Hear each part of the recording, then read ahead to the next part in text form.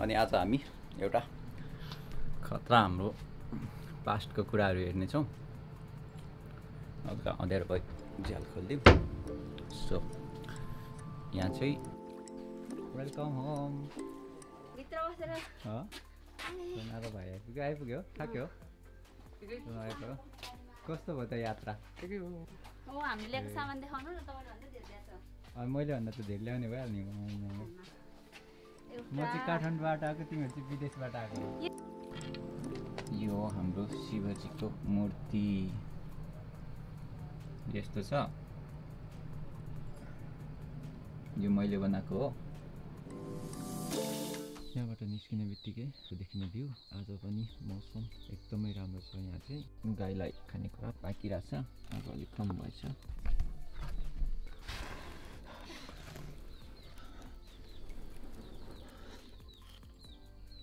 हल्का मैले बलाइदिएँ, बल्न थाल्यो। अनि यो काँक्रा हामीले खाएको यहाँको ठुलो खालको अब पुरानो भयो। घाम पुरा माथि आइसकेको छ डाँडामा, रुखले चलिरहेको छ। अब हुने बाटोको घरभित्र पसिसकेँ। यहाँनिर मम्मीले कित्लीमा पानी तताइदिनु भएको छ। आज पनि बिहान मैले चनाको सुप खाइसकेँ पेटको लागि। अब हल्का डेली गर्ने गरेको पुसअप र स्क्वाट गर्छु म। हल्का बडी स्ट्रेच पनि गर्छु। त्यसपछि चाहिँ यसलाई सिद्ध्याउनु पर्छ।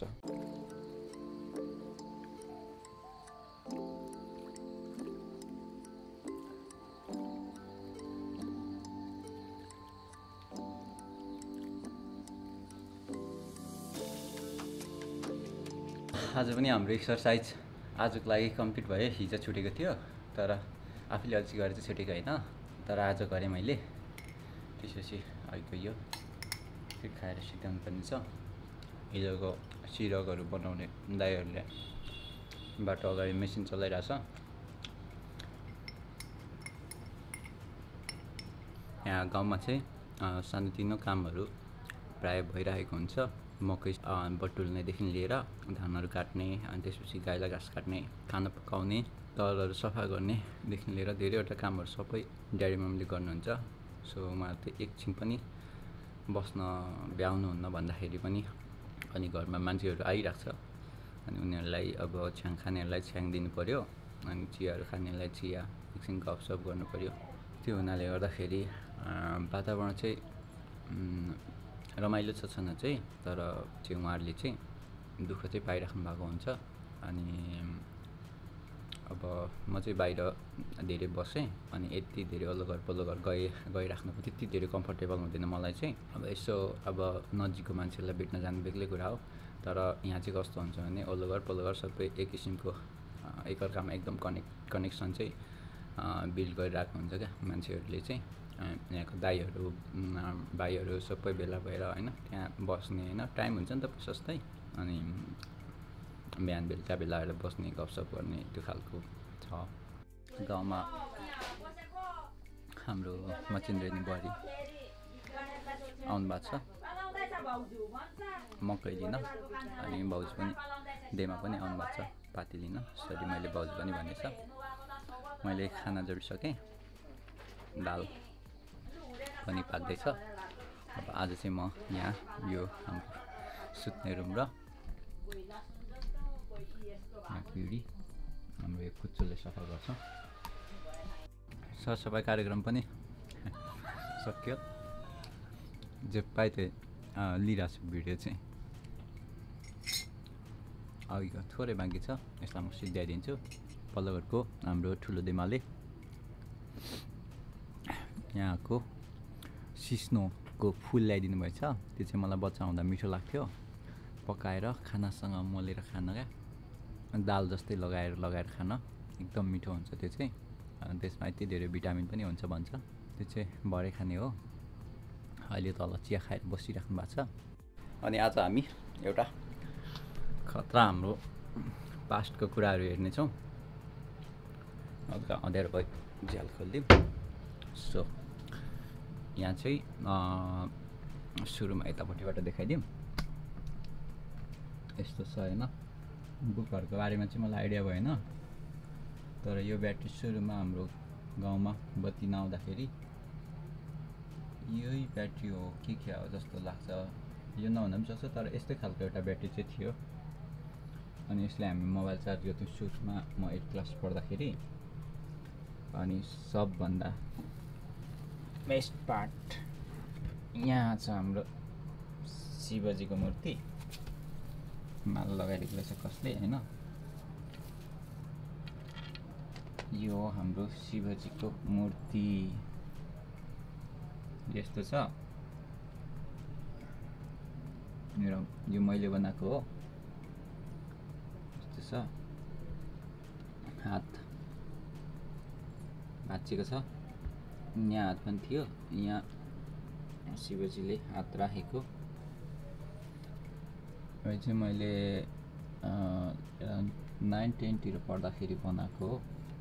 यहाँ फुटेको छ, यहाँ सर्पमाथि हाम्रो गोमन साप। अनि त्यसपछि यहाँको हात, यताको हात चाहिँ सायद हातमा पक्रेर मान्छेले उचाली हिँड्दाखेरि भाँचिएको होला। यहाँ डम्बरू छ, यसलाई पछाडिबाट हेर्दाखेरि यस्तो छ। बच्चा हुँदाखेरि म धेरै पेन्टहरू गर्थ्यो अनि मूर्तिहरू बनाउँथ्यो। यो हेरेर पनि थाहा हुन्छ म पहिलादेखि एकदमै आर्टिस्टिक हबी भएको मान्छे हो क्या। अनि त्यही भएर अब अहिलेको जमानामा त्यो सब बनाइराख्न त पोसिबल छैन। तर अहिले फिल्म मेकिङमा इन्ट्रेस्ट भएको कारण पनि सायद त्यो सबै आर्टहरूलाई कभर गर्छ नि त फिल्म मेकिङले। अनि अहिले मसँग देखाउनको लागि त्यो सबै पेन्टहरू त छैन, किनभने त्यो सबै कुनै पनि एउटा पर्सनसँग रिलेटेड मसँग पेन्टहरू थियो। सो अब त्यो पर्सनहरू मसँग चाहिँ अब अनरिलेटेड भइसके पछाडि चाहिँ त्यो मैले राखिराख्न उचित सोचिनँ। सो त्यो पेन्टहरू चाहिँ मैले सबै फाल्न लगाएँ। अहिलेलाई यही मात्रै छ। मूर्तिको कुरा गर्दाखेरि कुरा आइहाल्यो। अनि यहाँ एउटा हाम्रो रुद्राक्षको माला छ। एट सेम टाइम हामी उतापट्टि जाउँ एकछिन, यसलाई यहाँ राख्दिउँ।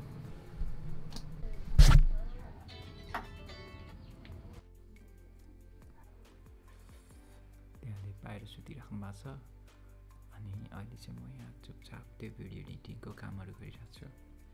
अहिले अलरेडी 11:30 भइसकेको छ। जस्तै मेरो भाइ र बहिनी काठमाडौँबाट घर आउँदैछ। उनीहरूलाई भेट्नलाई म आतुर छु। अहिले सदरमुकाम आइपुगिसक्यो, खाँदबारी आइपुगिसक्यो। त्यहाँ खाना खाएर 2 बजेतिरबाट त्यहाँ गाडीको टाइमिङ रहेछ। अनि यहाँ 4-5 लगभग 3:30-4 बजेतिर त तिनीहरू घर आइपुगिसक्छ। Welcome home. भित्र बसेर सोनारो भाइ आइपुग्यो थाक्यो कस्तो भयो त यात्रा? सामान बोक्ने गाडीमा आयो? हामीले ल्याएको सामान देखाउनु न, तपाईले भन्दा धेरै ल्याएको छ। मैले भन्दा त धेरै ल्याउने भइहाल्यो नि। म चाहिँ काठमाडौँबाट आएको, तिमीहरू चाहिँ विदेशबाट आएको हो। यहाँ हेर्नु, एउटा, दुईटा, तीनटा, चारटा, पाँचवटा, छवटा। अघि फोन गरेको भए म त्यहाँसम्म आउँथेँ नि उचाल्न। तक्रिनु त मेरो त डेढी हुन आइसक्यो। सो ह्याप्पी आफ्टर 1 विक भाइ र सोना आइसकेको छ। मलाई एक्चुअली बोर भइरहेको थियो भने अब चाहिँ गाउँमा रमाइलो हुनेवाला छ।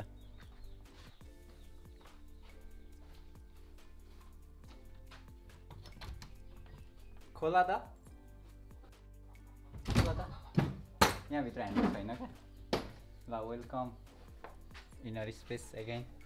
जुत्ती लगाएर आयो, गर्मी भएर वर्ल्ड एक्सपेक्टेसनबाट आयो यिनीहरू। के खान्छ त अब?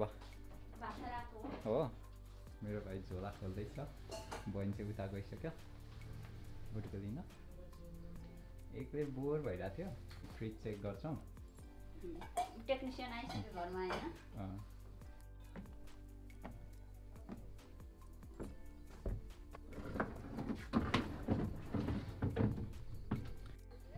अनि गाउँ आएर मैले व्हाइट टी सर्ट लगाएको थिइनँ। आज चाहिँ म पुरा व्हाइट टी सर्टमा छु। खाना खाएर पिउने पानी लिन अस्तिको गोरुको आमा म हाम्रो एलम्बर भाइलाई लिएर जान्छु। यहाँ चाहिँ अहिले 4:30 जति भएको छ। स्टुडेन्टहरू खेल्दैछ बाटोमा, यहाँ तल अलिअलि सुन्न सकिन्छ। कराइरहेको छ बाटोतिर। फाइनली आज दिन पनि सकियो। Best day ever. इफ यदि भगवान्लाई माग्दाखेरि पाइने भए हो यस्तै अरू हजारौँ दिन होइन, पुरा लाइफभरि हो यस्तै दिन यस्तै ठाउँमा यसरी नै बिताउने गरी आफूले मन परेको काम गर्दै फ्रिली रिल्याक्स हो यसरी नै म जिउन चाहन्छु भनेर माग्थेँ होला।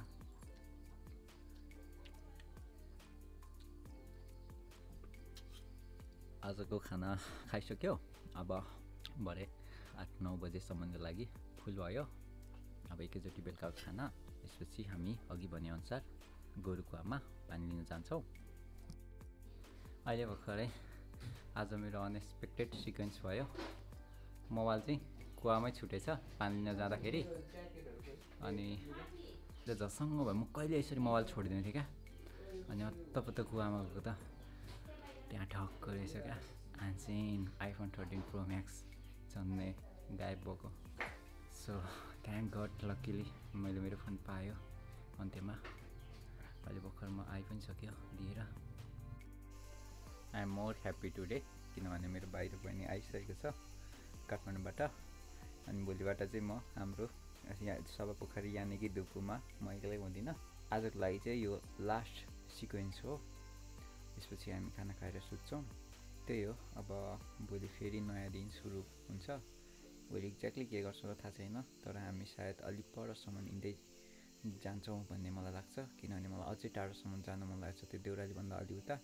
मैले लम्बरलाई लिएर जाने सोचिरहेको छु। सोना चाहिँ घरमै हुन्छ होला, घरको काम गरिरहेको छ त्यसले प्रायः जसो। अहिलेलाई चाहिँ बाई।